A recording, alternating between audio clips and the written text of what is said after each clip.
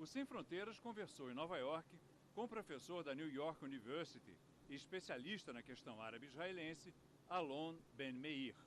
What is the popular sentiment also in Israel regarding President Obama's demand that all settlements are frozen? Well, there is, in this regard, there is a little bit concern among the Israeli public because they feel that the demand is somewhat arbitrary, and there are certain communities that need not to stop expansion, specifically those settlements that are going to eventually be incorporated into Israel proper. So there's a concern there. And so there's this kind of doubt. Moreover, I think the Israelis, you might say, the public is somewhat spoiled. They've been experiencing previous administration, the Clinton administration, the Bush administration in particular.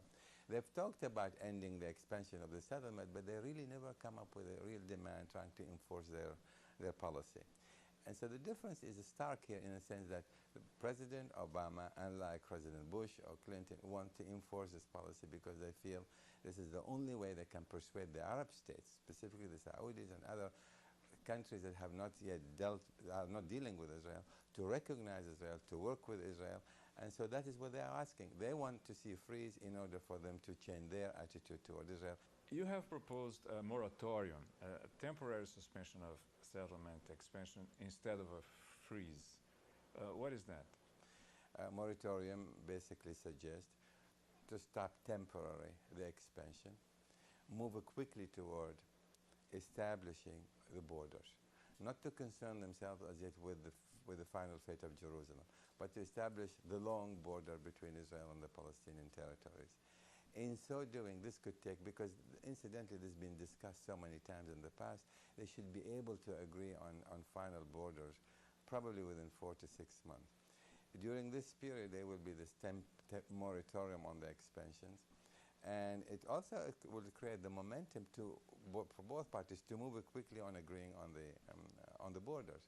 If they do so, then Israel will automatically or immediately after that can continue to resume the expansion on all of these settlements that are going to be incorporated into Israel proper. How important is this settlement issue for the solution of the conflict? Most people confuse between actually how many of the settlement in fact need to be moved in order to reach an agreement.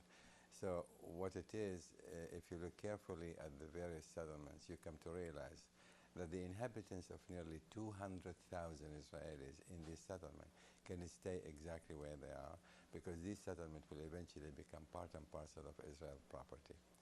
Maybe there's less than 100,000, I'd say about 70, 80,000 of settlers who are scattered all over the West Bank.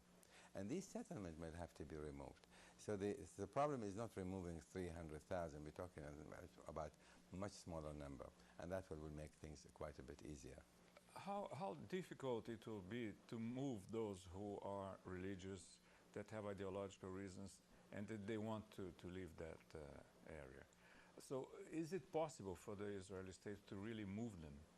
I think so. Yeah, interestingly enough, those who are committed are more ideological than actually religious, for that matter. And I think it's going to be a little difficult. But there's no question, if there is a decision by the Israeli government to move these groups of people, offer them attractive alternative, they will eventually move.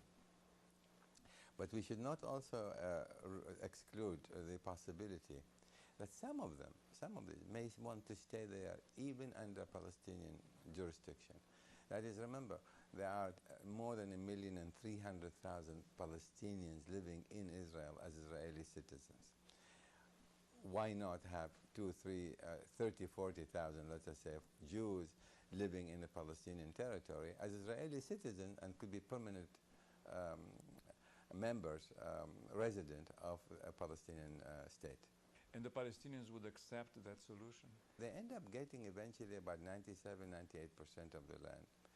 And they get also some kind of land swap for what they're losing, 2, 3%. They may very well go for that because a small Jewish community living there, it cannot be, it could be very useful for that matter. I mean, we should not be ruling that out as a possibility in order to reach eventually a comprehensive agreement.